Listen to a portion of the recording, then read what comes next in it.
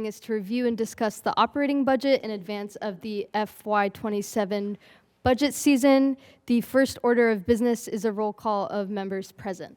Councilor El-Zubi. Present. Present. Vice Mayor Azim. Present. Present. Councilor Flaherty.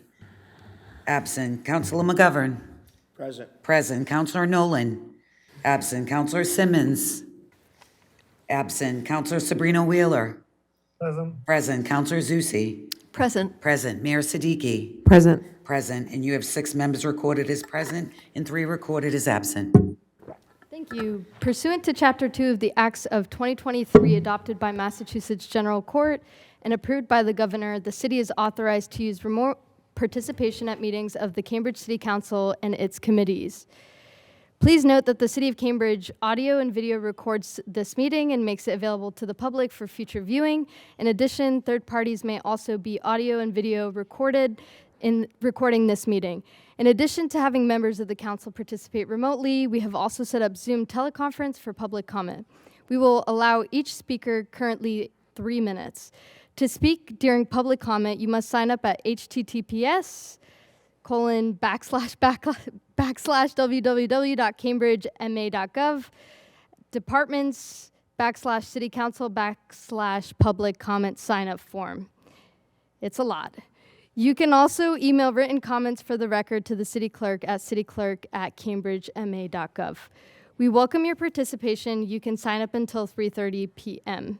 To watch the meeting, please tune into Channel 22 or visit the Open Meeting Portal on the city's website. And with that, all of today's votes will be by roll call. The order of operations for this meeting today is I, as Finance Co-Chair, have opening remarks, and Finance Co-Chair Councilor Nolan will also add to that once she joins if she'd like. Just a quick note, I'll be chairing the meeting until she joins, and then we'll switch off. We will have a presentation by the city in which we'll have clarifying questions by councilors. After that, we'll have public comment, and then we'll have a council discussion. I'll start off by thanking the city staff for their work on the budgeting process and preparing this comprehensive presentation. This process is ongoing, and it is vital to continue engaging with our council's input as well as our communities. Co-Chair Councilor Nolan will provide more info in her remarks if she wishes on following work from the last term. Today, we will be hearing about economic trends and our budget capacities, as well as possible tax levy changes and risks in federal funding changes. The financial data before us does raise concerns. With commercial property values declining, we face a roughly $12 million deficit to achieve a responsible budget target without significantly shifting the tax burden onto the shoulders of our working families and residential properties. I will be focused on understanding how to ensure our most vulnerable are not disproportionately impacted by these changes, especially ones that our community members rely upon.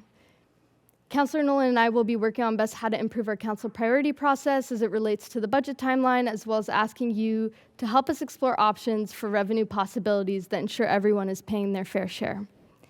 These changes to development require a thoughtful approach to the future of our city's growth and the implications on our community. I look forward to continuing to learn and grow with you all.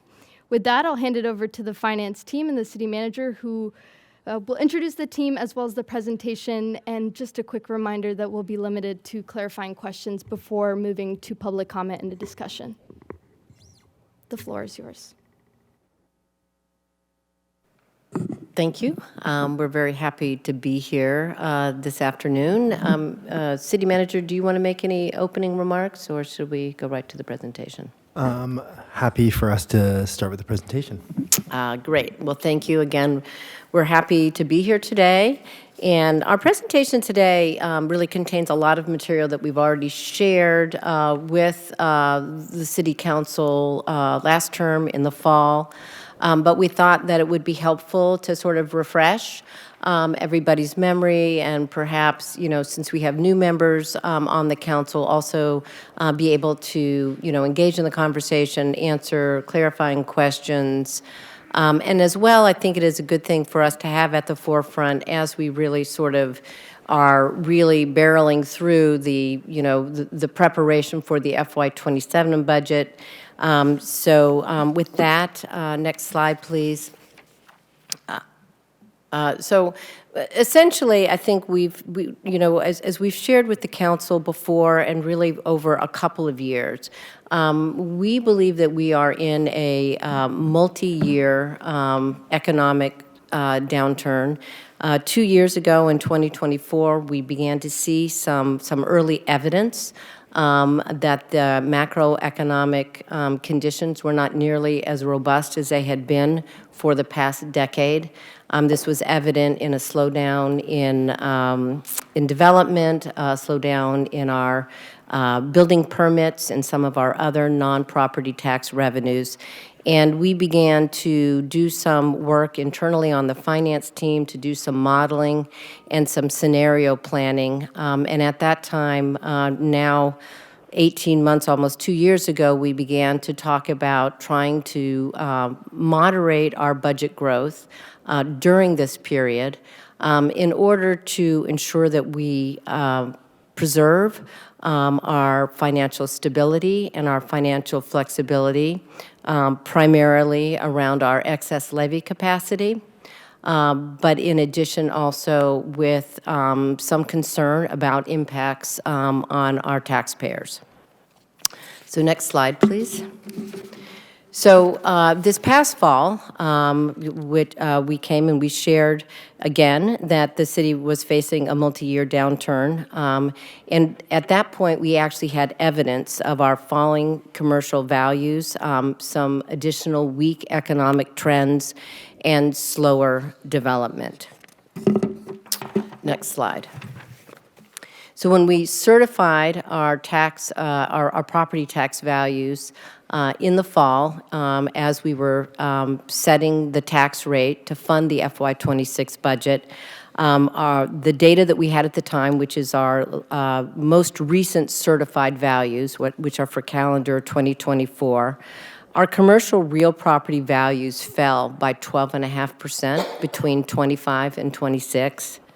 The new growth, which adds to our tax base as compared to the FY25, declined by 43%. And our excess levy capacity, one of the indicators and a source of a great deal of financial flexibility for the city, declined by 8.6%. And as we we're already 2/3 of the way through calendar 25. We alerted the City Council that we believe that these negative trends will persist over the next several years, and in fact that we believe that when we are certifying our values next year in the late summer, early fall, we will see very similar trends again with declines in commercial value, new growth, and our excess levy capacity. Next slide, please. Those declines that we experienced, particularly in the commercial sectors, actually impacted different sectors of our commercial property owners differently by commercial property type.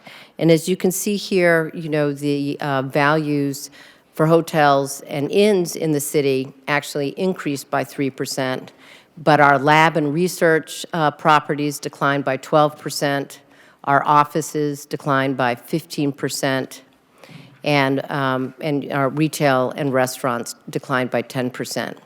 But how that played out in tax bills was also very different. So hotel and motels saw on average a 26% rise in their tax bills. Retail and restaurant properties saw a 10% on average rise in their tax bills. Lab and research and office, much smaller increases in their tax bills as a result of their declining property values. Next slide, please. So as we're looking ahead in FY27, as I mentioned, we anticipate that these negative trends continue. We actually anticipate that some of the specific types of negative trends that we saw within the commercial classes will probably be very similar again next year. And We are also worried about the stagnating or decline in our non-property tax revenues, which means we are just going to be more dependent on property taxes to fund our budget. At this point, they make up about 68% of our overall revenues. We continue to be concerned about the erosion of our excess levy capacity because it will impact our overall financial flexibility if we were to lose that excess levy capacity. And then, of course, as we've been discussing, is the growing likelihood that there will be a shift of the tax burden from commercial properties to residential properties, probably at some point in the next 2 to 3 year period. Next slide, please. So we shared these next 2 slides with you as well in the fall, which is really, as we've discussed, that one of the things that we are doing as a financial team is we are modeling various scenarios so that we can see, so that we can take a look and sort of share with you too how much we are concerned that if there are things that are out of our control, which is how quickly values are declining, that there can be very different results based on how much values decline over the next couple of years. So we modeled, here's 2 scenarios that we modeled. One is what we consider to be our base value case. In this case, and in the next model as well, we're assuming that our tax levy is going to increase by 7%, which is, as you can remember, is our target for FY27 and through FY30. We're assuming that there's some modest appreciation and growth for residential properties, somewhere in the 2 and 3% neighborhood. And that we are also assuming here that the commercial values decline in 27 as they did in 26. And then that the rate of decline moderates a bit in FY28. So again, our commercial values declined by 12.5% in 26. So this presumes a very similar decline in 27, and then that decline, still a decline, but moderating in FY28. And in that scenario, we see that in FY28, the shift begins to happen where some of the tax levy is shifted back towards onto the residential ratepayers. And even with a 7% overall levy increase, residential tax, the tax levy would go up by 10.7%, and the commercial tax levy would rise by 5.1%. And it would continue into the next year, where we would see again the further shift from the commercial to the residential. And in FY29, in this scenario, residential taxpayer, the levy would increase by 9.7 on the residential side and 5.5% on the commercial side. And again, that was with an overall tax levy of 7%. Next slide, please.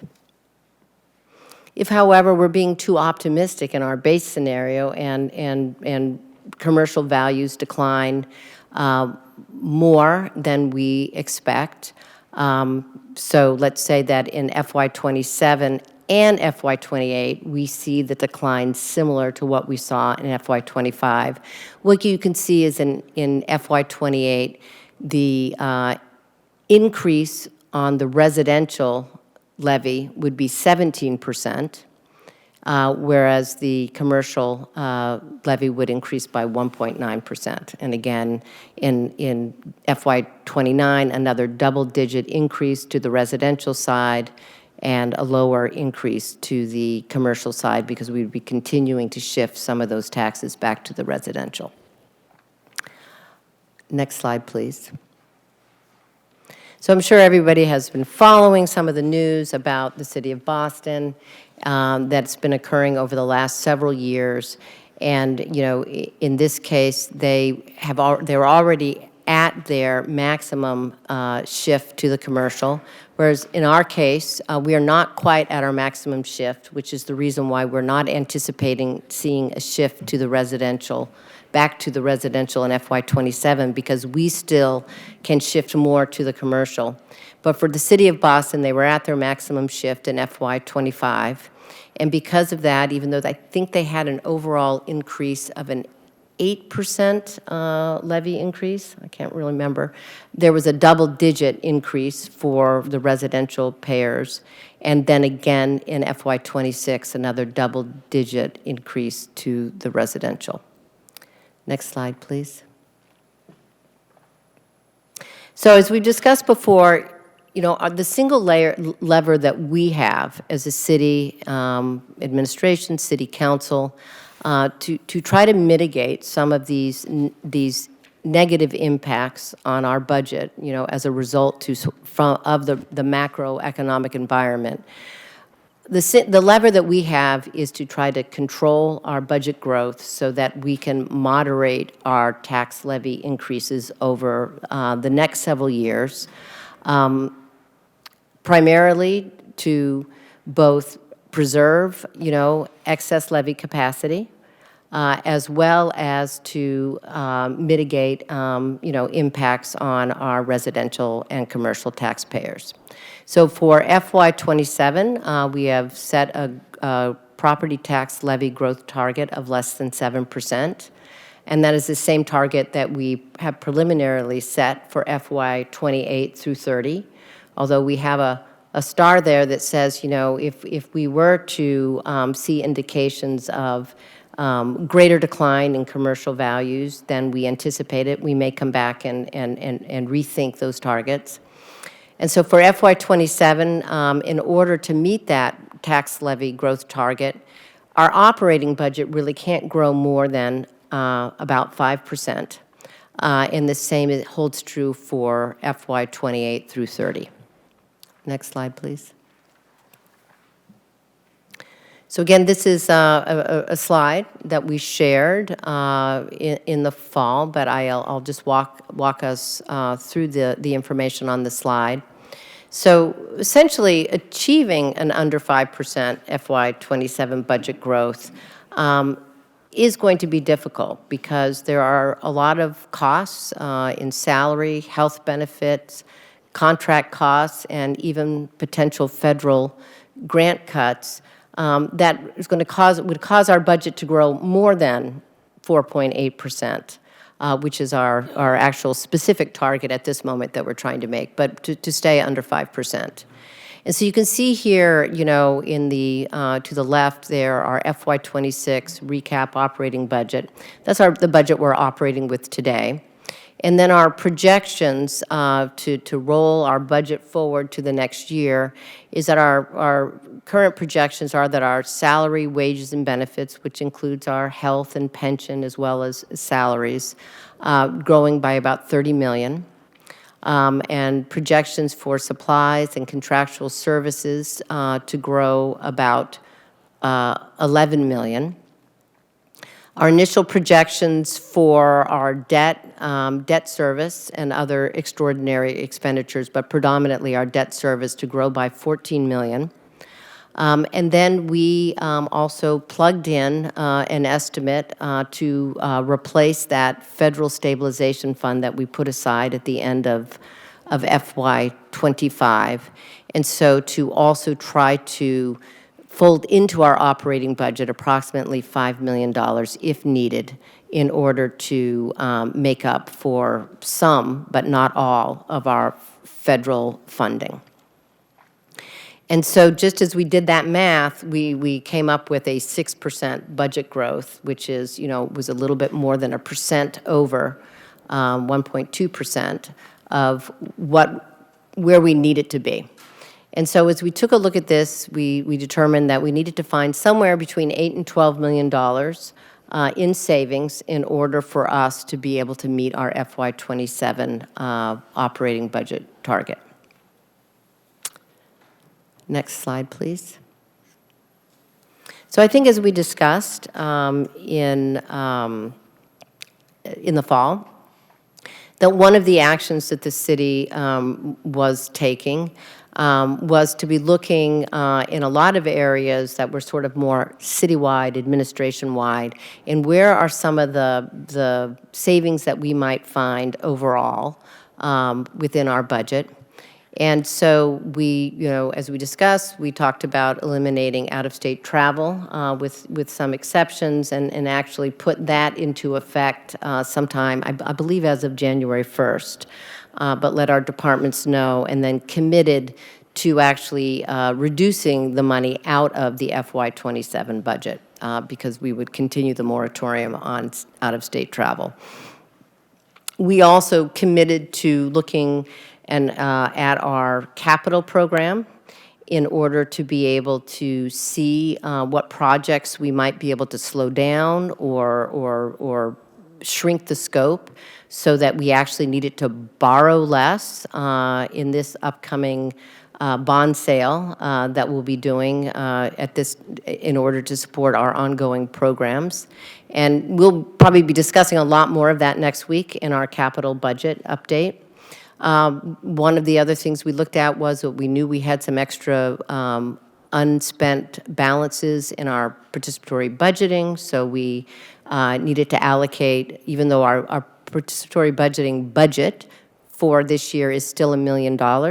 We don't need to budget that full amount because we have some prior budget balances that we can repurpose. And then another really big one is our work with a health benefits broker to help us identify savings. And those savings are really looking at savings without really changing our benefits, what our employees get, but are we getting the best prices? And we're coming pretty close to being able to understand what those savings are, but it has been a very beneficial process, and we do believe that compared to what we thought we would need to spend when we did our projections in the fall, we will be seeing several $1 million worth of savings. In addition, we turned to our departments, and we asked our departments to take a deep look into their line item budgets, their programs, and asked them to meet a 2.1% target of savings. So how this worked was they looked at their existing budget, so their FY26 budget, not so much for reductions in this fiscal year, but that was their starting place of understanding where they might be able to take reductions for next year and make proposals and submit proposals of these reductions, which are currently under review. And the other thing we asked for our departments was that they look and think about any revenue increases that might be available. And so at this time, the combined, we're sort of looking at these both as part of our department-based savings. And so we are anticipating that we'll find between $6 and $7 million in the departmental savings and between $1 and $2 million in revenue increases. Next slide, please. So again, that our budget target actually, our budget growth target included our assumption that we would try to incorporate into our operating budget the $5 million that we had initially set aside into the stabilization fund. Now, at this point, we have only really spent, I think, $1 million that was allocated to support housing for mixed status early on. And then in the fall, we also allocated $250,000 of that funding to mitigate food insecurity due to the federal government shutdown. So we are still anticipating that we will need to bake some amount into our operating budget. And we are, we're sort of in some ways kind of in the same place that we've been in a long time because we don't exactly know, what we may lose in our federal revenue and when those losses will actually be effective. So there's just, continues to be uncertainty around the federal grants. Next slide, please. And I think, we discussed, I think it was discussed in December 15th, the city shared an update, these being sort of our larger federal grants. In FY25, we received about $21 million, and we anticipate at this point the same, very close to the same amount for FY26. But we also, identified some risk level. I think we've discussed a lot the COC grant, which is a grant that funds permanent supportive housing, and it's around, it's $6.4 million, as well as some of our other grants. And so we continue to keep a close eye on these grants. Next slide, please.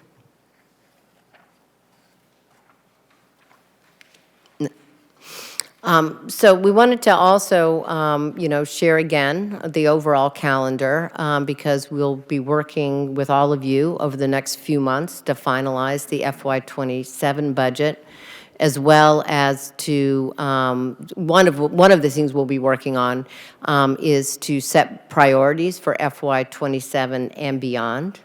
But just as a reminder, our annual budget cycle really is a 12-month process. And I will say I think that the city really has a comprehensive approach to our budget development and our budget management. And I think that's one of our great strengths, and I think, as we're, going through the rating agency process, because we will be bonding in March to borrow the next amount of funding that we need for projects. One of the things that I think does set us apart and is one of the reasons why we have, we do receive that AAA rating, is that we have a very strong fiscal management. And one of those things really does involve, how it is that we plan for our budget and how we manage our budget and how carefully we're monitoring our revenues and our expenditures, the attention that we pay to things like our excess levy capacity and our forward-looking and projecting out a number of years so that we can plan, so that we have the opportunity to be able to pivot in time to make some of those changes, and we're not caught, by surprise. So in the fall, we started with the City Council and School Committee Joint Roundtable, and we're now continuing through with a number of Finance Committee meetings that will be happening. This is the first one of this particular council. Next week, we'll be having a Finance Committee meeting on the capital budget. I believe in the final week of February, we are planning to have a Finance Committee meeting on budget priorities. There will be a Finance Committee meeting on the police budget. And those things will all occur, as we're still moving forward with the city budget planning. And then in April, the very end of April, the city manager will submit the budget to the city council. And in May, we'll begin with our council budget hearings. And ultimately, in early June, the city council will adopt the budget. And then there'll be a brief hiatus, and we'll come back together again in the early fall. And after the property values have been certified by the state, and the city council will set the tax rate that will fund the FY27 budget. I think that is the full slide deck. Oh, right here, I think I already sort of, go ahead. Thanks, Naomi. So here again is our sort of an overview. Oh, and I actually, I'm sorry, didn't mention that. We are also planning new this year, budget community engagement meetings, the first of which is going to be this Saturday, February 7th, I think at 2 o'clock at the King Open School. And then there will be one the following Wednesday, February 11th, in the evening at the Citywide Senior Center across the street. And with that, I think I am done.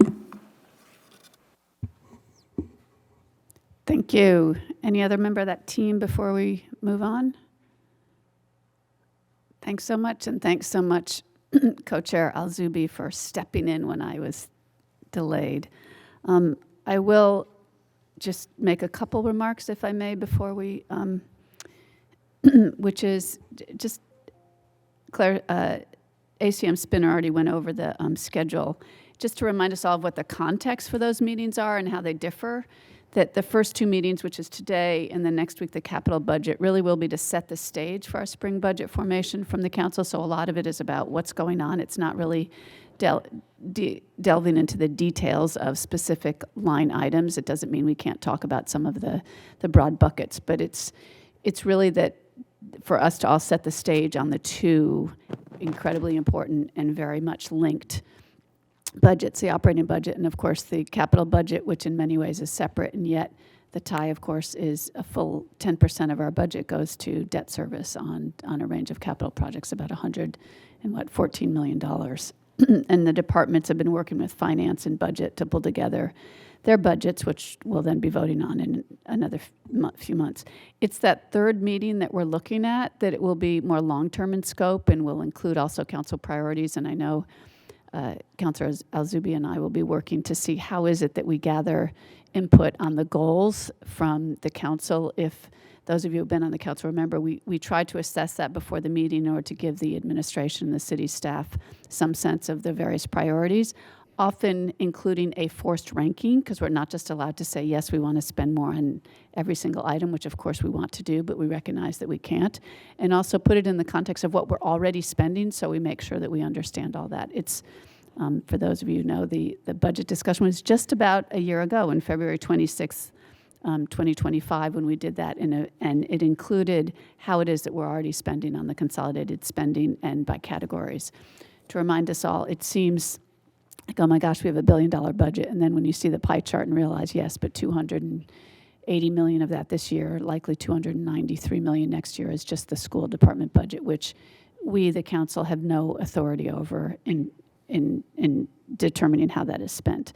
But we will be working through the council priorities for this entire council term, and we hope to include some from our training and our goals meeting from, was it just last week, I think, so that we can make sure those are incorporated. And it may seem a bit anachronistic to be looking at the FY27 budget now and the FY28 and beyond in a few weeks, but our budget processes are that we really have to focus on FY27, and yet we've been very clear in meeting with staff that we do have to think ahead to FY28 and 29, because if it looks like the patterns are something that those years will be different, for instance, the not the best case scenario, we don't want to say worst case, but the less than optimistic or steady state on the commercial values in particular, given what we're seeing in the market, we need to make sure that those are incorporated into our FY27 numbers, because we don't want to see, oh, well, next year will be okay, but the year after we know it'll be a mess, because that's when we get into spikes that are incredibly difficult for people to deal with. So we're working, I know, with Mayor Siddiqui's office is also involved in how is it that we can incorporate input from the council on the budget goals, both on the operating side and on the capital budget side. And the February 25th meeting, just to remind us all, that's about the ARPA, the federal grant, the ARPA funding, or no, the budget priorities, right. We hope for the week of the 25th, just to get an update. This is the last year when those ARPA funds can be spent, and the city has been working. It's been an incredible journey to spend that $88 million, and it has been spread throughout the city in I think there's more than 100 different initiatives who have received funding. So it'll be important for us to understand where we are in that, and to know how it is that money was spent. So just with that, I think we do what we were going to do. Public comment. We have just one person, so we'll do that now, and then I'll open it up to the council and or the staff for questions. So the first person, do you want to take it away, clerk? Our speaker is Minty Ha. Minty, you have 3 minutes. Please go ahead.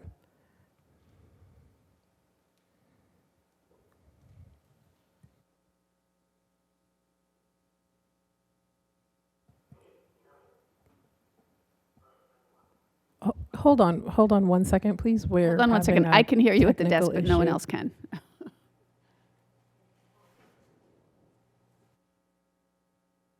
Can I do something or no?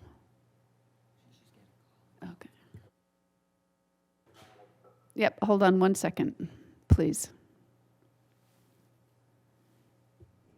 You know what? While we're waiting, I'll also make a point and thank the staff for setting up the budget community engagement meetings, which is somewhat similar to what Councilor Pickett and I, when we were finance co-chairs, had set that up and had a couple meetings in the community with reaching out. We hosted them in different parts of the city and advertised it through the neighborhood groups. It was helpful for those folks who were there. So thanks to the finance team for wanting to engage the community more, just so people know. It'll partly be so that the community itself understands how the budget is worked, almost like a primer, similar to what we're doing. That's the goal of these meetings that will be happening over the next couple of weeks. And again, it's something everyone on the council is invited as well, and let folks know about it, because the more people understand about how the budget is formed, I think the better for the community. Ming Tai, I think you're on. Okay, great. Hi, everybody. My name is Ming Tai Ho. I'm the partner of the Cambridge Street Hospitality Group, and that includes restaurants on Cambridge Street, such as Puritan Company, Puritan Oyster Bar, as well as 3 restaurants in Cambridge Crossing. I'm sorry I wasn't able to actually attend the session earlier. Busy as a restaurant operator for almost 14 years in the city. Actually, I overheard the Cambridge Street Hospitality Group is the largest independent restaurant group in the city. I'm calling in to protest the raising of taxes on restaurants. I'm very shocked by this decision. Restaurants are not known for their high profitability. It's a lot of we putting our soul and lives in this business to create community for the city and for our neighborhoods. And to raise taxes on restaurants above and beyond puts pressure on us during the most challenging time. Just think about the restaurants that you've been visiting over the past 2 weeks during a snowstorm. Not very many. Think about all the challenges we're having with macro impact when we think about the commercial tenants and vacancies as well. They all have major impacts on the restaurant industry, which is seeing top line pressure as well as bottom line pressure with inflation of cost of goods sold, challenges with landlords and real estate and rent. So this was really a real surprise that our city decided to take a position that would raise the rates on businesses above and sort of beyond the other sectors, including hospitality and hotels. One thing that I want to call out is restaurants contribute to the city in a lot of different ways. Obviously in community, I've kind of shared that already, but also financially. All right, we're subject to the 75 basis points increase on meals tax. So sales tax is 6.25, but meals tax is 7%. 75 basis points for every single dollar that goes to our restaurant. We already contribute to the city in a successful way. When we succeed, the city succeeds.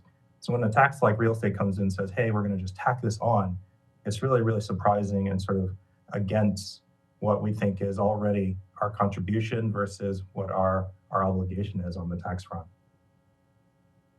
I'd love for the city to reconsider, or at least think about differently about handling independent businesses in the city who don't have the resources like Fortune 500 chains who have representation in different parts of the city in different squares. Thank you. If you want to reach out to me and talk to me more about this topic, I'd love to. I yield my time. Thank you. Madam Chair, that was all that were signed up. Thank you, and thanks for your comments, Ming Tai. If you're still listening, you want to send those in writing, the council will certainly review that and appreciate it. I did want to, before I go to my colleagues, to note, and thanks again, in the appendix, if people had a chance to look at it, there's a glossary of terms related to the tax levy, and there's information on what is a tax levy. What's the levy limit? What's the excess levy capacity? What does Proposition 2.5 mean? So for those who are interested, there's certainly more in depth, and certainly welcome to ask questions about that as well for anyone on the council who thinks that would be useful for discussion here. There's an illustration of how the Prop 2.5 levy limit might affect the city, for instance. I just want to point that out because we're not going over it during the meeting unless councilors want to hear from that. So I'll start. If anyone has questions or comments, I'll open it up to my colleagues. And is there anyone online? Okay. Mayor Siddiqui? Thank you, through you. I guess I'll open it up with the question, how difficult or not difficult And what are some of the themes that have been coming up as you worked with the departments on the various 2.1 target department savings? I know last time we were here, I brought up the point around some departments are bigger than others. How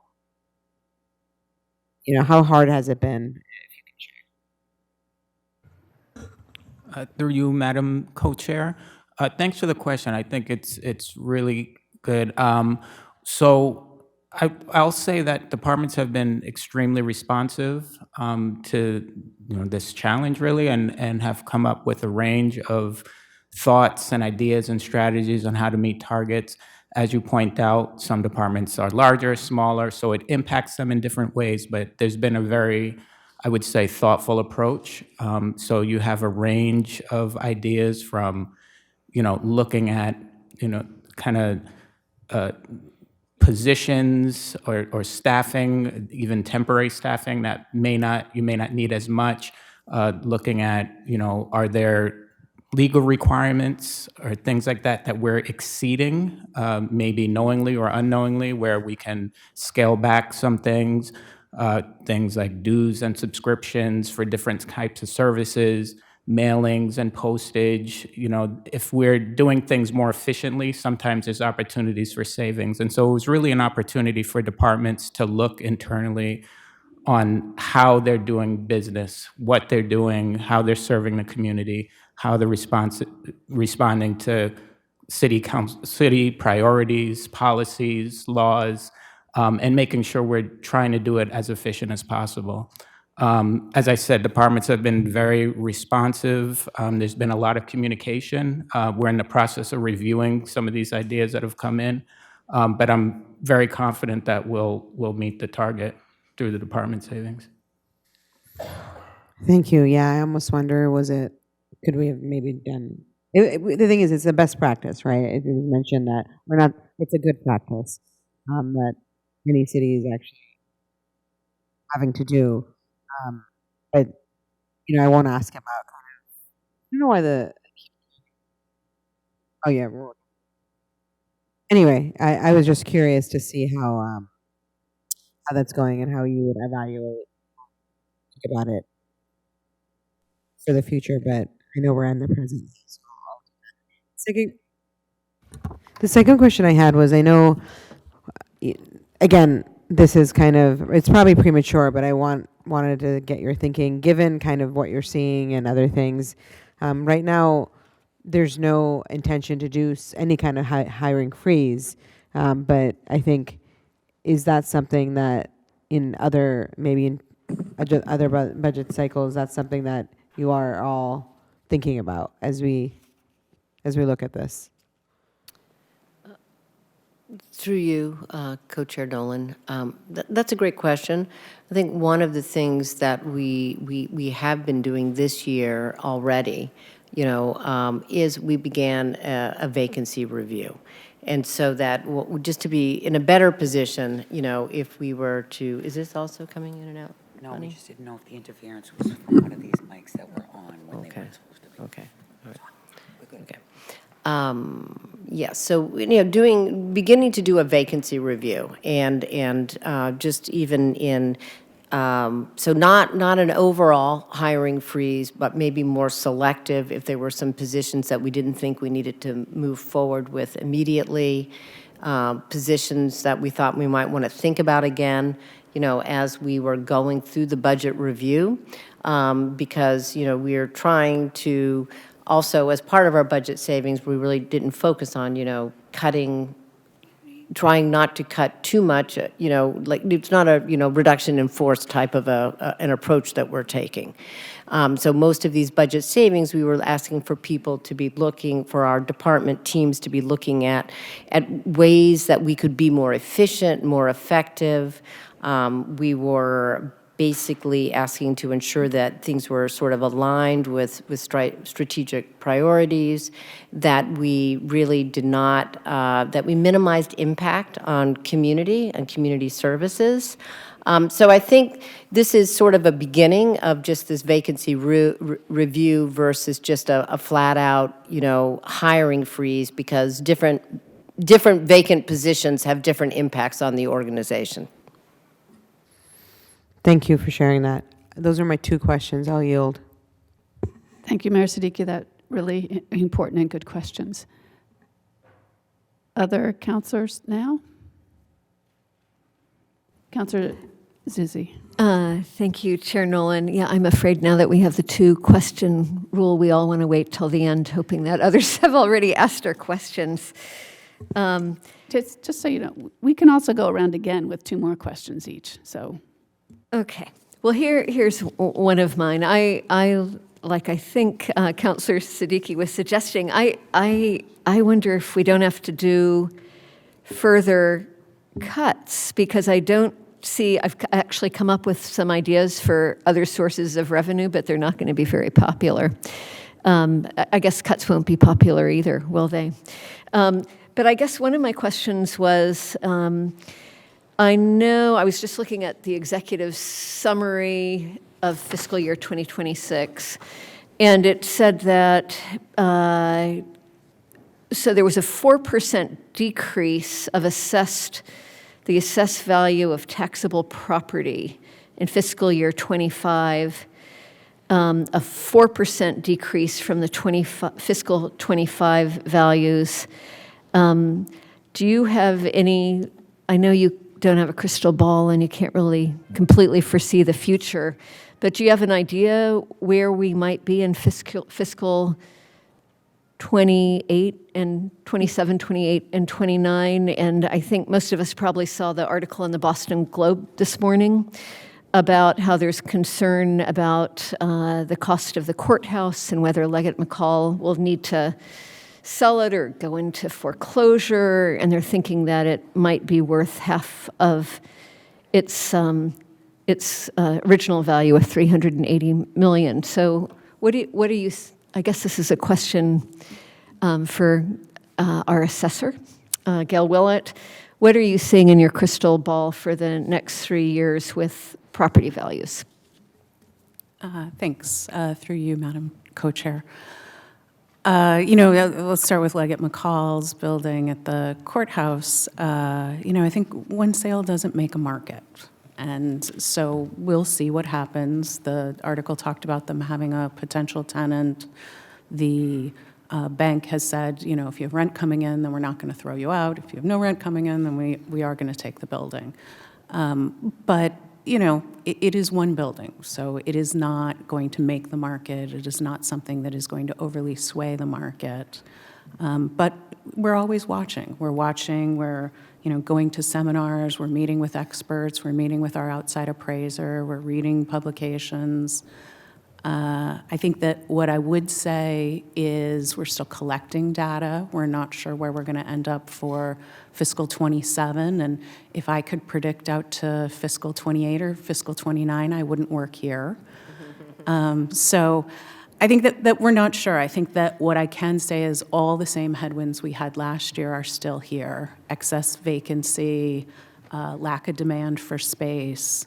And then additionally, what we do have is a decrease in NIH funding. We have a decrease in venture capital. We have that businesses are hesitant to expand and hire now. And all of this is happening at the same time that we have regionally an oversupply of office and lab space that still has to be absorbed. So I would say it is not sunshine and roses moving forward, but we are better positioned than many other municipalities because we did not have the huge run-up of building all of this now vacant space that was built on spec. That a lot of our space was built for clients and for tenants, and having our proximity to Harvard and MIT means that we have the ability to have a lot of businesses that do spin out of the universities that will be looking for space. And what we found in the past is going to carry through, which is these new businesses want to be near their advisors, they want to be near the professors, they want to be near the universities, and that has a real value to people. And it's also the serendipity of having all these businesses near each other and people running into each other and people, meeting at school, meeting at restaurants, and bouncing ideas off of each other. And so those things absolutely remain. Thank you so much. And again, through you, Chair Nolan, yes, I agree that Cambridge is a place businesses should locate. This is a fabulous place. So I hope they'll stay and more will come soon. I also am really concerned about, I just don't see our adding 10.7% in a best case scenario to our property taxes in fiscal year 28 or 9.7 in fiscal year 29. And that's the best case. I guess I know you call it the base value case, but it's a better case. And I know the pessimistic value case is 17% residential taxes going up in fiscal year 28 and 11.4% in 29.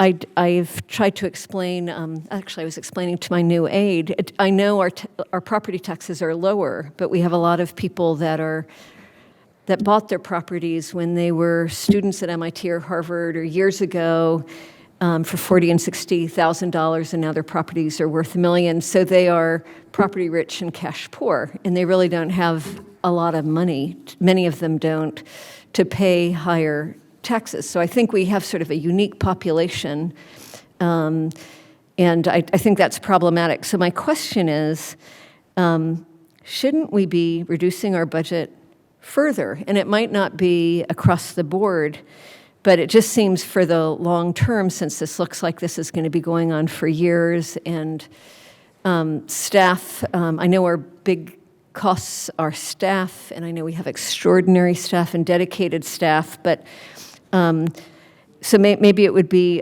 we'd be cutting other places, but what would you recommend in terms of other percentages if we wanted to be able to have a balanced budget and not raise up our residential taxes so dramatically over the next couple of years? So my question is,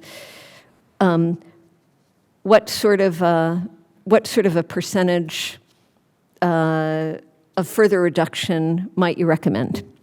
Thank you. Through you, Chair Nolan. Through you, Chair Nolan. I think that's the right question we should continually be having, and the process that I think we want to have with the City Council, where we are regularly looking at economic trends and both setting targets and refining those. I think, Councilor Zusi, that's what we intend on. I think for FY27, where we've landed is a 7% property tax levy target and a little under a 5% operating budget target. Obviously, where that exactly lands will depend on some other factors. There's a lot of different pieces, some of which we control and some of which we don't. As you're looking forward to FY28 and 29, I think that is the conversation, and certainly would be open to discussion and thoughts from the council as a body.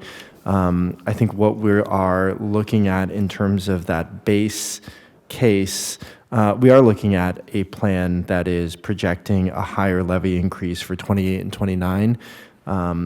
We are trying to find a balance in terms of the council's desires ultimately to have space to both maintain and grow different programs and investments that we're making, while also understanding that we want taxes to be relatively stable. I mean, this is actually a higher rate of tax growth in 28 and 29, as you're noting, than what we've seen in the past. But I think we're open to those conversations. I would say, part of the multi-year picture is important so that we can both understand the trends that we're looking at, and ultimately it helps us set FY27's budget. What we're doing in one year does affect what this looks like in coming years. And so we don't have to make exact decisions about 28 and 29 as part of this budget cycle. But I do think this broader direction from the council in terms of how we want to balance the growth of the city's budget, the ways that we can make new investments, and then the pressure that we want to create to both find savings, review existing programs, and think about targets for our tax rate growth. I think that's all stuff that we're very open to discussing. And I think it works well in this forum. This is probably the best forum to be having this conversation, again, with this new council. That's why we wanted to have it today, but to be reviewing the conversation about the tax rate setting and the targets that we're putting forward. But we will also be having this conversation after we get through the FY27 budget in the fall as we prepare for FY28. Just, if you don't mind, through you, Co-Chair, I think I'd just add to that. I mean, I think that the model we've set up here is sort of this iterative process. We've set targets for 5 years, and we've also asterisked to say that, we'll be looking at those targets each year. And so we've modeled the target of, our overall tax levy increasing by 7% out the next 5 years. We've looked at that, and we've seen that we think that we can absorb that and maintain what we consider to be, an amount of excess levy capacity where we will still feel comfortable. We're going to have a decline in excess levy capacity over that time, and yet we feel that because of the times, we are going to have to sort of dig into our excess levy capacity to avoid having any kind of really dramatic decreases. That said, if, as our modeling shows, that we'll be shifting taxes from commercial back to residential, and the residential sector will be feeling that levy increase more, then I think we will be coming back to the table and advising that we do take some harder looks at our budget and probably more difficult choices about reductions. And we'll have to weigh, those reductions and the impacts of those reductions, in tandem with looking at the impact of the tax increases on residential. And I think, as the city manager says, that's just a joint conversation between all of us, elected officials, city administration, to sort of strike the right balance between our property tax levy increases and how we want to grow our budget or shrink our budget.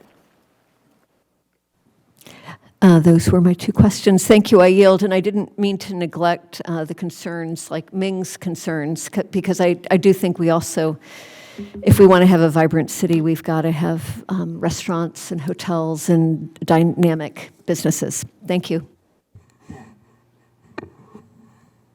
Thank you. Councilor McGovern, did you want to go next?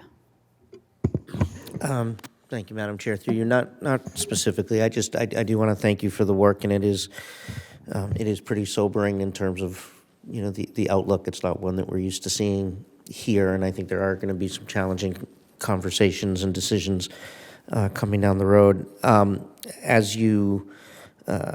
think it's great that you're doing these community meetings. I think we're going to need to do more of those, and certainly giving people a heads up of, you don't want to put people into a panic, because the truth is we can't really predict 2 or 3 years out.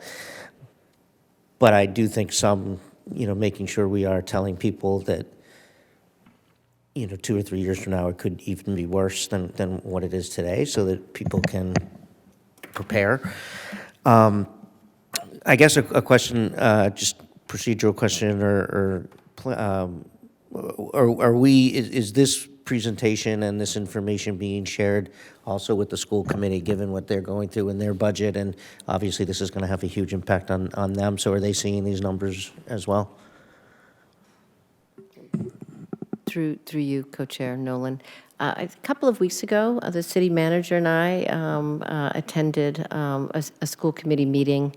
They had asked that we come back once the new council or the new committee was seated, and we just sort of pulled some select slides from our presentation from November 10th, which is really a lot of what the presentation today was. And we, went over that information again, and then we were probably there for an hour answering their questions. So I feel like they're pretty in tune with, the city's situation, our expectation, that they need to, sort of deliver their budget and not really be requesting additional funds. Okay, thank you. And then lastly, Madam Chair, through you, Councilor Nolan brought up the appendix and the Prop 2.5, and I think those are really good slides to put in, and I think people really need to take a look at those because we hear all the time, oh, we have the lowest, property taxes, we could just raise it, and I don't think people fully, we do not want to get to that 2.5% levy and have to deal with overrides and things. That is not a place we want to be, and so I think as much as we can explain that to people and clearly as possible, it's, if this isn't your, I'm sure for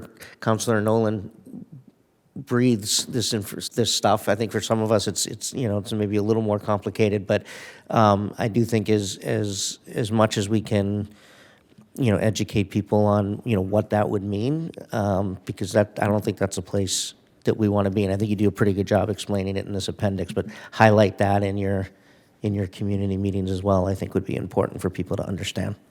Thank you. Thank you, Madam Chair. Thanks.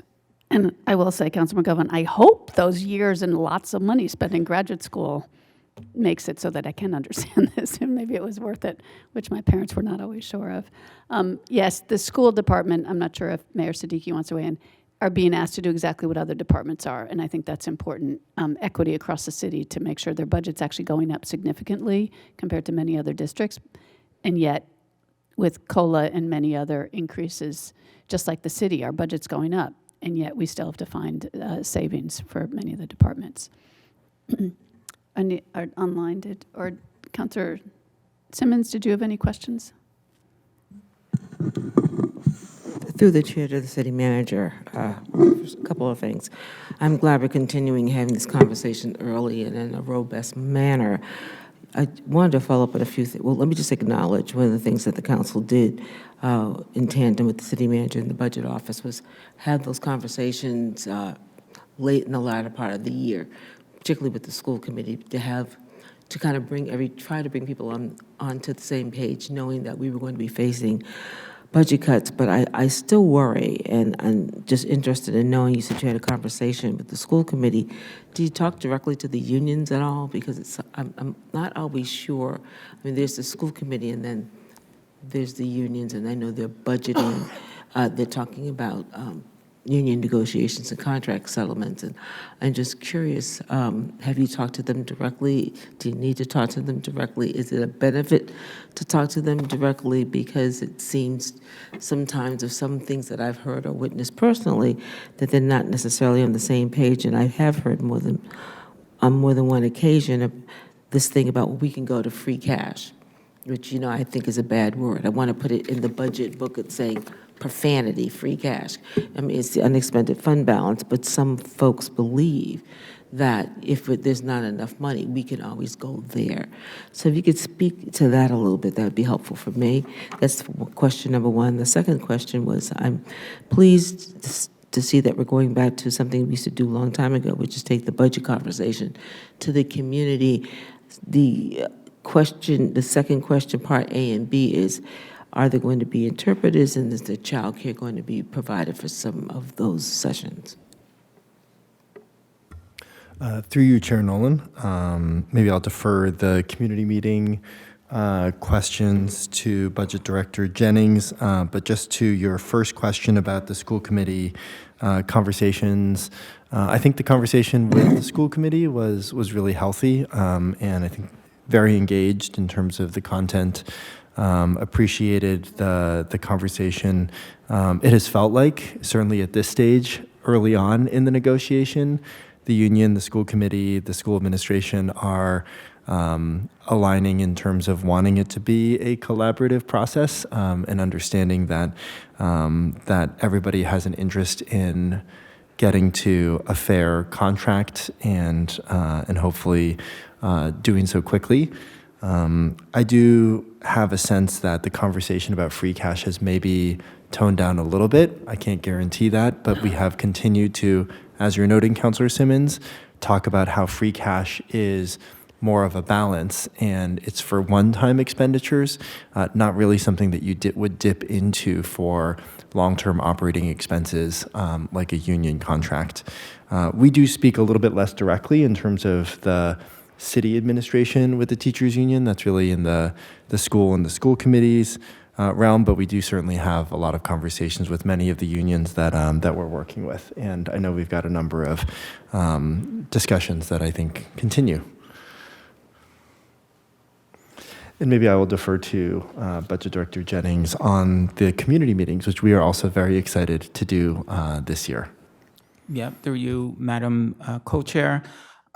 So in terms of translation services, not necessarily formally set up at the meeting, but on our flyer and in our information out, we do, point folks in the direction if they need translation assistance.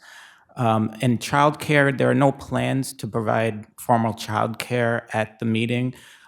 We did try to look at staggering the times so that, if someone can't make it on a Wednesday evening, they can come on a Saturday. Families and children are certainly welcome to both events. And I would just say that this is, we've got a lot of good feedback from council about, the need to do this kind of thing, and we're excited about it. It's a work in progress where we want to learn from how this goes and build on it and continue to improve it. But right now, we think, we're doing all that we can to get the outreach out there and working with the outreach team and communications team in the city to really, get the word out about this and give people an opportunity to learn about the budget and engage with staff. Thank you, Director Jennings, through the chair. Just quickly, do you ever think about piggyback on a meeting that's already happening? Instead of us sponsoring the meeting, there's a meeting happening and you come to that meeting. Through you, Madam Chair, I think that's always ideal when there's opportunities to do that. This felt like a fairly specific topic that we wanted to be able to focus on this issue and really make sure people understood this was about engaging and how to engage on the budget, understanding what the budget is. But anytime there's an opportunity to piggyback on another meeting, I think that's always ideal for any topic, really. Thank you. I yield. Thank you. I'll ask my two questions and then we'll go around again. So I want to echo the sentiments expressed that we do need to be aware of and act to ensure that we are positioned well, as Councilor McGovern said, to be fiscally responsible. I think we can do that, and we are positioning ourselves very well to do that, to not need an override, as he noted. We are in a different time. We need a different approach. And in the past, frankly, we spent not quite without regard to cost, but kind of, because we could. We had money literally flowing in. We've talked about that. I want to note, not on the operating budget, that was true. I think we could just add staff or consultants, and certainly on the capital budget. And often, so here's the question is, often we did basically platinum level work, right? We saw it in the Tobin Darby Vassal. It's a fantastic building. The $500 million we have spent over the years, it just continues to accelerate, and it wasn't something we really need to think about. I think in retrospect, most of us would agree that we could have, and perhaps should have, thought about a somewhat different way to approach those building projects, whether it's the fire station or the schools. And I think it's the same in operating budget. As Mayor Siddiqui noted, there may be a time when if our staff are obviously doing good work, but if it's not really necessary, sometimes, as I say, instead of platinum, maybe gold or silver, or even bronze is okay as long as it's adequate. So are those conversations happening, both on the operating side and on the capital budget side? I know we're having the capital budget next week, so maybe we could talk about, the operating side. We're committed to providing stellar level of service. We saw just yesterday that our resident survey shows that we're accomplishing that, and yet, we can have icing on the cake, but maybe it doesn't need to have a dollop of whipped cream and organic blueberry and every kind of free-range fruit that you could imagine on top. Through you, Chair Nolan, and I think maybe I'll defer to Assistant City Manager Spinner or Budget Director Jennings to maybe give a couple of examples that have come up. I mean, we're still in the middle of the process, and so, but I think we have really pushed across departments to both consider how we're currently working and how we might shift that, similar to how you're articulating it.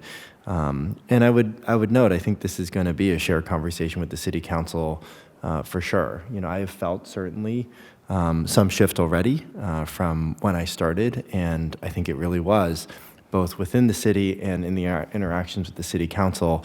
Our desire was to do everything we possibly could, and so in all of our decisions, we were willing to push and push. And I think we did have the resources where it felt like we could do all of those things.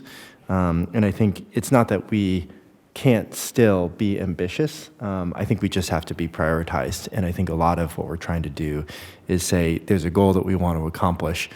There are many ways to accomplish it. How do we make some of those trade-offs and be a little more prioritized about where we do feel like we need to spend money and where we should find some savings, moderate a little bit, and still deliver excellent results for our community.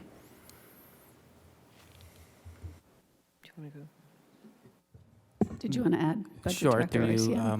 Madam Co-Chair. That's absolutely true. I think it's, you know, that type of conversation is inevitable in this kind of exercise.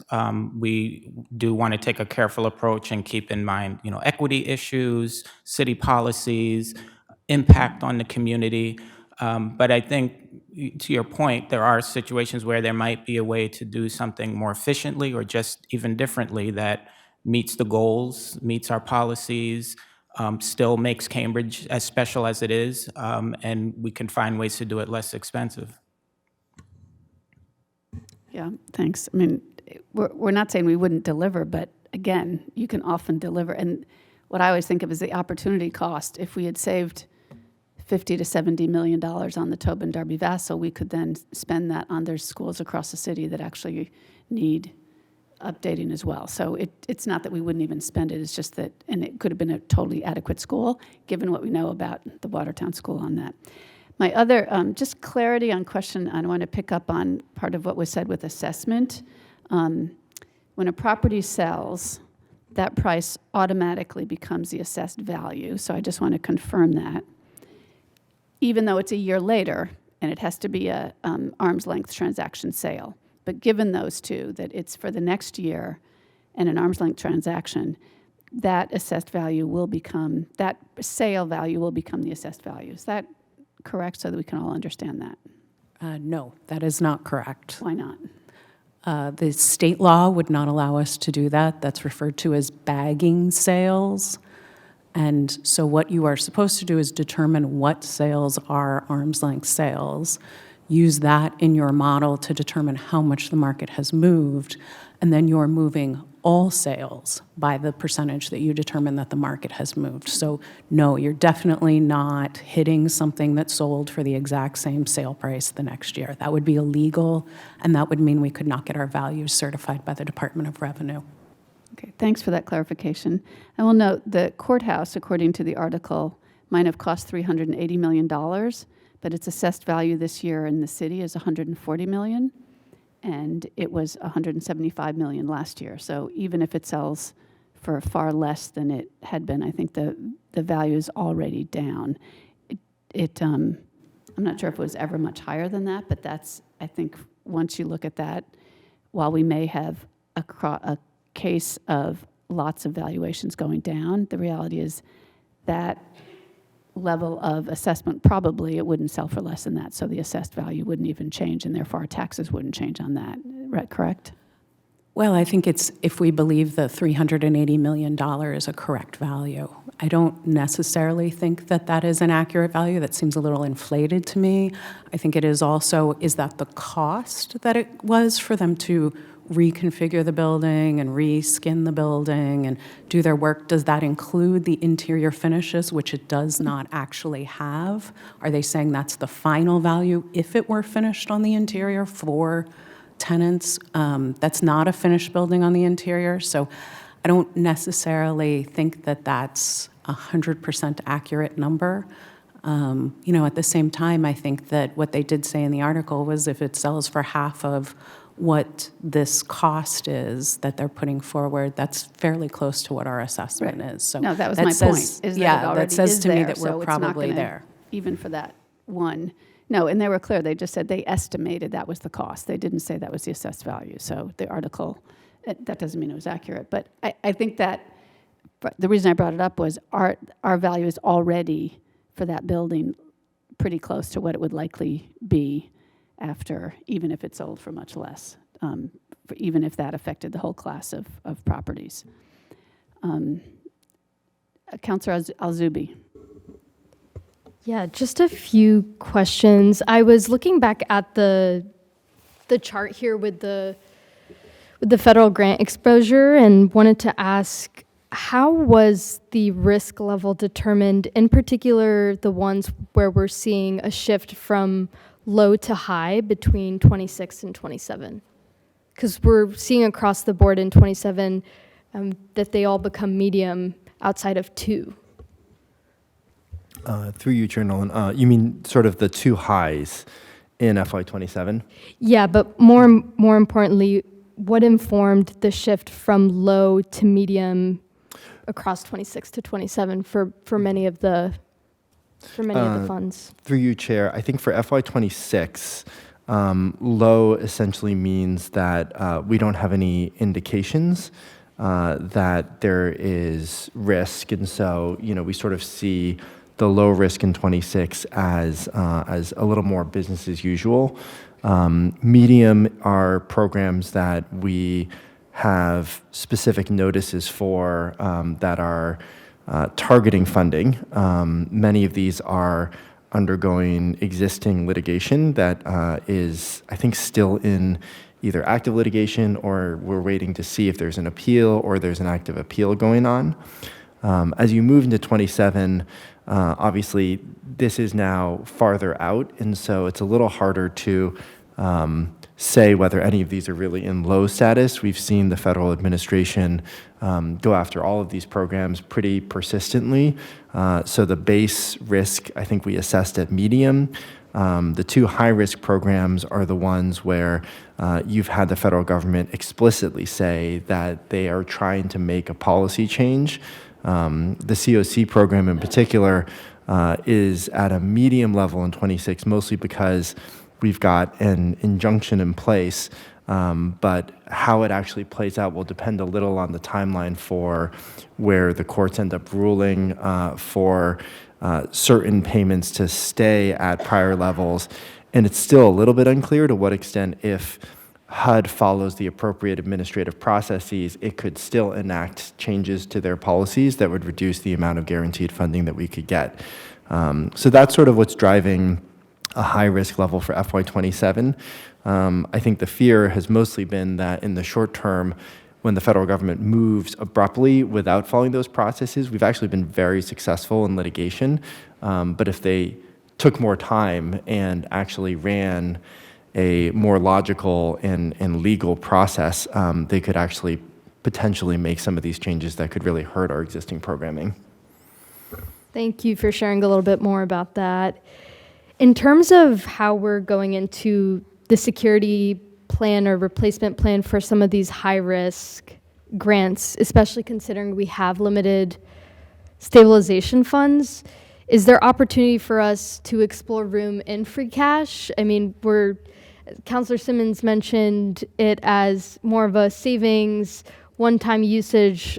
Could we use this as an opportunity to explore that, knowing, again, we do have tens of millions of dollars in free cash? What could the relationship be between the free cash aspect and the federal stabilization piece? Through you, Chair Nolan, I think free cash has provided us an opportunity in emergency situations to mitigate some of these impacts. I would perhaps caution a little bit because in many cases these federal programs are being cut precisely because the federal government is saying we shouldn't be doing these things. they would be more than happy to shift the burden to local governments. I think in many cases, these are expansive programs. We're probably one of the only municipalities that really has some amount of space to even try and mitigate. And in the case of a lot of the federal programs that have shifted, like SNAP, or even the continuum of care, they really add up and would be a tremendous burden in terms of the municipal budget. We also have pending litigation that is detailing the harm that would happen if this funding was pulled and the program could not continue. And so I think it's pretty important that we are keeping it clear that these are, in our view, federal programs of federal responsibility, and that there is some level of division between the work that we expect HUD to do, the commitments that they've made, and then the role of local government broadly to fill these kinds of gaps. That being said, I am sympathetic to the idea that ultimately, if there are significant impacts, that we would have to figure out how to respond.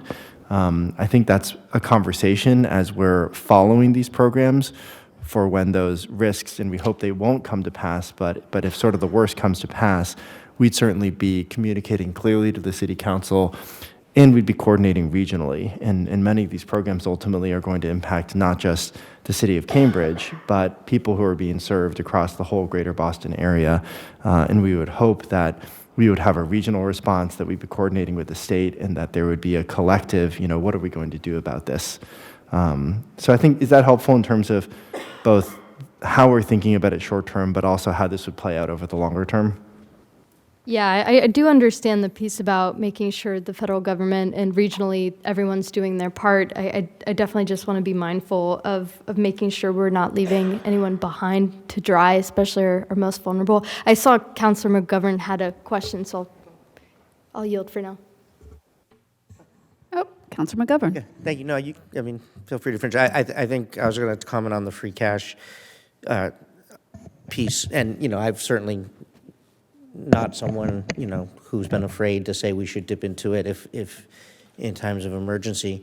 I think one of the challenges with it, though, is that especially when you're using it for things like vouchers or things that you want to keep going, once you dip, you may dip into those unexpended funds at first to kind of stop the crisis, but then those eventually become line items in the budget, which then raises you can't don't keep taking it out of free cash. So if for long-term kind of things we want to keep, it gets a little bit tricky. And I was just kind of curious too around how all this, we the way we get those funds is we've been taking in more money, that free cash is, we've always spent some portion of that, and then it gets replenished. But I'm assuming we're not going to see that replenishment happening at the same rate. So can you talk a little bit about that? Because we are going to, it's one thing to spend $100 million like at times that we've done out of free cash when we know we're going to get $150 million, the following year. But I don't think we're going to be replenishing it at the rate we've been accustomed. Yes, through you, co-chair. So I would say we definitely don't replenish it as 150. It is sort of a savings account that is built year over year over year. So I think our certified amount was around $184 million this year, which was down about 20 million if you take out the net of mitigation from the year before. So as we're seeing our excess levy capacity is declining, we also have a declining trend in our free cash. But to your point, how we replenish it each year is that, we pass a budget and we, every year our expenditures, we don't expend 100% of every dollar that we've budgeted. So those balances that are left on the bottom line are sort of swept into that account. And then, of course, our revenues are also projections. And, there have been, the good years were really good, right? So when building permits were coming in, we might be budgeting a certain number to be conservative, and then we exceeded that number. And that might happen in a number of different revenue sources, so that excess revenue and underspending, slightly underspending our budget year over year has just added, funding to that. And each year then we do spend some of that free cash, basically partially to keep us from raising again through the taxes, but we'll spend some of it on, we do spend some of it actually as a revenue source to our budget so that we actually lower the burden on our taxpayers. So for example, in our current FY26 budget, 18 million is a revenue to the general fund budget. 18 million that if we didn't have the free cash, we would be raising through taxes to fund. And so I would say that while there is replenishment, it's not wholesale replenishment of 184 million, right? Most of that 184 million will not be spent this year. We'll spend some of it, and it will be probably whatever we spend may be replenished. I think I'll add too that, you know, when we set up that federal stabilization fund last June, that was a transfer from free cash into the stabilization fund, right? So it was a free cash is the funding. And what we acknowledged was that, you know, doing it regularly out of free cash, out of these one-time source, meaning we would just, basically that is something you would not do is fund an ongoing expense out of a one-time static source. And so I think we've talked about in our projections, we've been working with a projection of trying to build into our operating budget that same amount we have sitting in the stabilization fund, so that we might be able to absorb some of the costs of the federal programming. But I think to the city manager's point, we really can't absorb the $21 million. And so I think that is also part of our conversation, right? Like, what of some of these programs that we have, if we were to lose federal funding, would we work to absorb into our operating budget? So work it in so that it doesn't need to be funded through the one-time source, but it becomes part of our operating budget. But again, I don't think we can plan to absorb 21 million. It is a larger federal question. Councilor McGovern, does that answer? Yes, sorry, I yield. Councilor Zuzi? I had a question, and then I'll share my ideas for increasing fees, other revenue sources. I wondered and I apologize for, I was supposed to send my questions beforehand, but there are a lot of meetings to prepare for. On slide 21, this one here, you talk about how the plus new growth factor is 13.8 million. So that's from, I know our residences are, their value is growing just a little bit. Is that where that growth factor is from, or where are you anticipating the 13.8 million to come from? Through you, Co-Chair, to Councilor Zuzi. So this was an illustration where we did use some real numbers, and what we were, in this particular illustration, we were sort of hypothesizing and reframing FY26, which is the budget that you all adopted in June and set a tax rate for in September. And so our hypothesis here was, what if the city of Cambridge was at its levy limit? So we had no excess levy capacity, like many of our surrounding communities. And so we could only grow our property tax levy by 2.5% of our levy limit, which we calculated to be 2.5% of 628. Yeah, of the previous year, 628.4 million. So that totaled 15.7. And then we said we did have a new growth factor, adding $13.8 million to our levy limit. And that was, so that did happen for FY26, so that is a number. And so if we were at our levy limit, so we were already levying the maximum amount in FY25, so to fund FY26, we could add the 2.5%, we could add the new growth, and then our hypothetical levy limit would be $657.9 million for our current year that we're already in. But you can see here that actually last year when you voted our tax rate, it was for 678.9 million because we did have excess levy capacity. So we went into our excess levy capacity in order to fund our budget for FY26. And I think this illustration here is that had we not had the excess levy capacity, our budget would have needed to be $21 million lower in FY26. Thank you so much. That really helps. And I guess I was reading that slide too quickly. So I was thinking about where could we get more money, but 12 million is hard to find.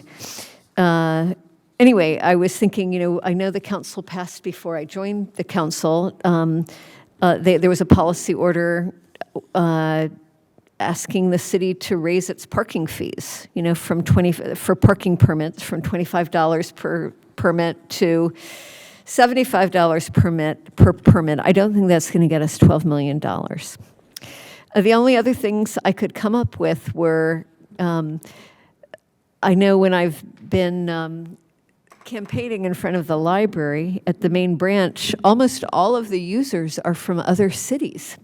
But I don't think we can do anything about that. We have such great libraries that many people from surrounding communities use our libraries. But I think since we're part of the Minuteman system, we can't institute a fee for non-Cambridge users, and it would be hard to identify them. So I think that's, I'm saying the city manager shake his head. I don't think that really works. So the only other idea I had was one that actually came from Ming Hu, who was looking at the November 26 property update. And he was looking at the elderly, veteran, and other statutory exemptions. And there are a lot of them. And I guess what he wondered was, maybe we're being too generous. I mean, would there be a way that and I don't want to get in trouble with this, but it is an idea, we have a lot of wealthy people in Cambridge. So maybe we could be increasing residential taxes, but have more exemptions. So so the exemptions would be for income qualified individuals. Those would be for the property rich, house rich, cash poor people. And again, I don't know how you would. I don't know how people would be able to prove that that was their situation. But is there some way, there are a lot of wealthy people in Cambridge, maybe they could be paying a little bit higher residential property tax, but there would need to be exemptions for people that just didn't have the money because we don't want to chase our longtime residents out of town. Thank you. I yield. Did you want to respond to that? Yes, Anyone? please. Yeah. So all of the exemptions, the personal exemptions is what they're called, are set by state statute. So we wouldn't be able to change those. We can't change the amount. We can't change the criteria on those. And we also can't decide to tax some residential taxpayers at a higher rate than others, just like with the earlier public comment. We can't decide that we're going to tax local restaurants less than we will tax lab or office, that it's one rate for the commercial, it's one rate for the residential, and that's all set by state law. So in order to change that, that would be an incredibly lengthy process, and I don't think you'd probably get any other towns that would have interest in doing that. Thank you. That's so helpful, and it makes me think. I mean, I don't think we have any option other than to reduce our budget more, unless my colleagues have other better ideas for bringing in new fees. Thank you. Before I'll go to Councilor Azim in just a minute, I did want to ask on my other question on the residential growth is assumed here. There was, it says modest appreciation and growth. Is that in line with what we are projecting to see from the recent zoning changes, the multifamily zoning across the city and the number of units and the values that we're seeing on that? Because again, the more, what happens with our tax levy is you have the existing and then new growth does give you, it doesn't mean if taxes go up that existing property owners have to necessarily pay more in dollars, because if you have new growth, then they cover it. And we are expecting not necessarily much new, although some on the commercial, but on residential, I think we are expecting. Is that included in, that growth factor included in these scenarios? No, it is not. We still don't know what the impact of the zoning changes is. And so all of our assessments are looking back in time. And so what is happening, right now in 2026, we wouldn't be taking into consideration until fiscal 28. And because of that, we still don't have any ideas to what the impact will be of those zoning changes. We'll be looking for it in the sales and in development that we see, but right now, no, none of that is part of the scenarios.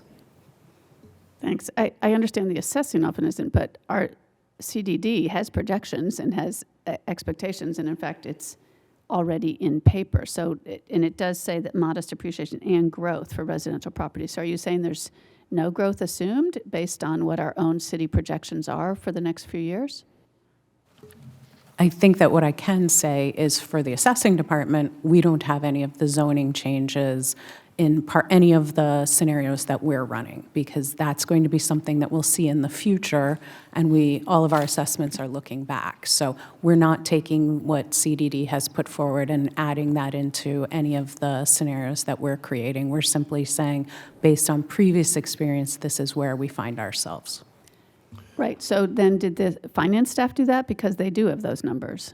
I mean, I would expect us to have at least, the whole reason we did the zoning change was to get more housing. And so, and we are doing projections, so somebody is assuming projections. I understand it might not be assessing, but somebody is assuming projections for the next 3 years about what residential growth is going to be, just like what commercial growth would be, and we have new construction. So is that, I'm just trying to understand, is the base case here what we are projecting and expecting to see, which is what I would expect if the city is actually working not in silos. Maybe I could take a stab Take a through you, stab at that. Chair Nolan. I think some of this is probably better explained in terms of both different timeframes for how we're doing different kinds of analysis. So from a CDD perspective, as we're thinking about changing zoning, ultimately the zoning changes first, and then you have a much longer timeline, and I think we've had some of these conversations. There's both the uncertainty of how the market will respond, but as well, you're talking about developers that are going to go and potentially examine parcels, maybe purchase. They have to come up with plans. It has to then get permitted. There's a whole set of things that have to happen before a new residential building actually goes up. And so this is both, projecting out a couple of years, and we haven't actually had that much time to see really hard data. And so, we are committed to coming back to the City Council and sharing at least some of those leading indicators. I would then think about the job of assessing, and Gail can talk in more length about that, but it's actually much more backwards looking. And so when you think about assessing is a lagging indicator. And so even the values that we're incorporating into the tax rate are from the prior year. And so in terms of how much changes in zoning are going to then fully be reflected in the valuations that assessing is running, that's an even longer pathway. So these are all incredibly important in terms of, I think you're correct, the broader economic strategy that's happening. Within Cambridge, I would say, yes, there is an importance toward the residential development. My sense in terms of the conversations we've had in the chamber, it is more about ultimately more housing for people to affordably stay in the community as opposed to an economic growth driver, though there is some effect there. The predominant drivers of economic growth have really been commercial within the city of Cambridge. And I think that probably will continue to predominate over the coming years. But in terms of the zoning, I would not, we could probably come up with a bit more of a written overview of this, but I wouldn't expect for us to see those values for a number of years. Yeah, my point is, we're projecting out 4 years. Houses are being built now, they're being planned now. We have the data on what we expect, and it's not going to be a huge, but somebody did a projection of assuming what it is 4 years from now. They either included that growth or not, and if we didn't include the growth, even some estimate of it, it should, but somebody included some growth figures, so I would hope that departments are working together and that we're also coordinated. Of course, assessment is looking back, but the reality is 3 years from now, that means it's stuff that's getting built next year should already be reflected, and anything that's built this year is going to be reflected next year. So I don't think it's an unreasonable question for us to just tease that out a little bit and understand how that factors in. Because we're going 4 years out. So again, let's just make sure we're in sync. I'd say also through you, Chair Nolan, I mean, I think I would also separate out like slightly different disciplines. There's the work that we're doing in housing and zoning, and I think in those cases we are putting forward our best estimates, our baseline projections for how we think the market is going to respond. At the same time, we have to make financial projections, and I think I kind of get what you're saying. You're like, well, why are these not the same? And I think the reason is because financial projections are fundamentally going to lean conservative. And so as we plan for our financial projections, it's not to say that we don't believe the projections we're making as we set housing policy and zoning policy, but we're probably not going to bake the impact of those housing projections into year 3 and year 4 immediately. I think we're going to want to see that some of those leading indicators be much stronger. And it tends to be when you're projecting financially, if you want to miss, you want to miss conservative. So you want to be, and especially in municipal government, like when we miss, we want to miss and things are better than we thought. We don't want to miss and actually find out, for instance, that mid-year we have to make a correction. Yeah, I mean, I would amplify that. I think we do projections, right? So forward. But those are the projections that we're doing from a financial analysis that will be impacting taxes, et cetera, and our bottom line. We actually need to see the market evidence for a couple of years to start baking that into our model so that it starts to move forward. And I think, so we aren't baking those into, we may start to bake some of those into, as we start to see permits pulled and start to understand things into maybe building permit projections. But we're not, I think at this point, there's the projections that they have for residential growth, for commercial growth, are looking at a lot of factors, but really what's happening in the market today is the biggest factor that is informing how they think it's going to scroll out over the next couple of years. So they will eventually get into the model as we start to see the actual market impact of those changes. No, and it may be zero. I mean, but the point is somebody's doing projections and they should be based on what we expect to see. And there could be low, medium, high, that, boy, if we hit our targets, it'll be this. And if we don't, it'll be this. And if we fall backwards, it'll be this. Councillor Azim? Thank you, Chair Nolan. I just wanted to second a little bit of the financial projections that Councillor Nolan was suggesting, in that, I think I would have a different interpretation, which is I'm not sure we really believe CDD's projections, like they're an estimate of what maybe will happen, but like we know that, it's really hard for housing to pencil right now. We are consistently changing our zoning policies and all those sorts of stuff. But I would say that at least we don't trust them enough to build a financial model off of. But I would say it would still be interesting to see. Like, I think that one genuine question that the public has is like, what does the impact of development have on our budget and on residential property taxes? And I think that, even a smaller financial modeling of like, if we built so many units and this is some assumptions, like that could be helpful. So just wanted to say that first, and then I have a second comment, but I wasn't sure if city staff had anything they wanted to say there. Did you want to respond or not? No. Okay. Okay. My second Councillor point. Azim, yeah. Yes. My second point was that there's another way to grow the budget. Like each building in Kendall Square brings in like roughly, I think, $500,000 in annual taxes. And I'm kind of wondering if we've checked up with our partners in the commercial sector and kind of just seen where things are. Like, one place where we don't even necessarily have to rezone is in Alewife. And I've kind of wondered, like, do we keep up with the conversations with what's happening in Alewife and Health Peak? And like, I haven't seen much start there, and we can just assume that like, oh, it's just a tough place, but it would just be good to have those conversations. And so I'm just wondering if they've been had.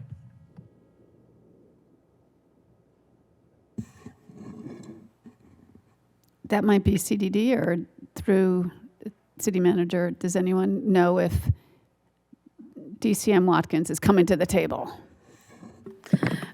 Through you, Chair Nolan. So there have definitely been ongoing and consistent conversations with Health Peaks, and they are struggling with the market, but they are continuing with the permitting process. So I know that they are in close coordination with both CDD and DPW on permitting process, and so we are continuing to actively engage with them.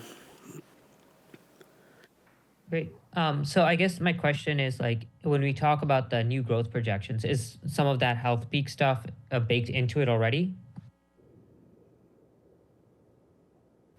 No, it is not. There aren't any permits. They haven't broken ground. That's kind of what we would be looking for on the assessing side in order to start adding this into some of the new growth projections. So no, there's nothing on that because we're unsure when they were actually going to start.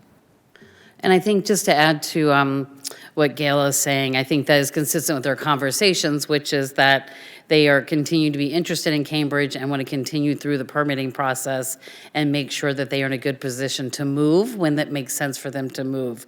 That is very different than having, we're going to have this many square feet of development completed in a date that then Gail could use in an actual projection for tax bases. And so I think that is a good example of we're continuing to engage with them, continue to work with them, and we want to see them develop and move into Cambridge and really develop that space. But there is a little bit of a gap there between that work and then when you actually see it on the assessing side. Councilor Azim. Thank you, Chair Nolan. Great. I think that that's my main thought is like, as long as we're continuing to engage them, and if they have any like thing that we can help to just make sure that those permits are filed, like I think that that will in some ways dramatically ease our budget concerns if like, those plans that have already been set for Alewife proceed. Of course, not everything is under our control and some of it is just market, but like, I think that that could be pretty impactful. I just wanted to bring up those 2 points, but besides that, I would like to yield. Thank you, Vice Mayor. And any other further questions? City, I think we're close to then. So this has brought us to the point where we've reviewed basically the context by which the operating budget is being set. Since fully more than 60% of the money that comes into the city is based on our property taxes, that's why it's really important to understand and have a conversation about assessing and the levy, because that is, without that, we would not, we would literally not have a city budget. So that's why we've been focused some on understanding those elements. Thanks so much for setting up the meeting on Saturday so the public can understand some of this. And I don't have any other closing remarks. Co-Chair Al-Zubi, did you want to? Just to thank you again. City Manager, or ACM Spinner, or Director Willett, or Director Jennings, anything? All set. Thank you. Great No, conversation. right, thank so you then all so on the- much. We've Bye. got a lot more budget meetings to go in the next 2 months. On a motion by Co-Chair Al-Zubi to adjourn, roll call. Yes. Yes. Vice Mayor Azim? Yes. Yes. Councilor Flaherty? Absent. Councilor McGovern? Yes. Councilor Nolan? Yes. Councilor Simmons? Absent. Councilor Sabrina Wheeler? Yes. Councilor Zusi? Yes. Yes. Mayor Siddiqui? Yes. Yes. And you have 7 members recorded in the affirmative and 2 recorded as absent.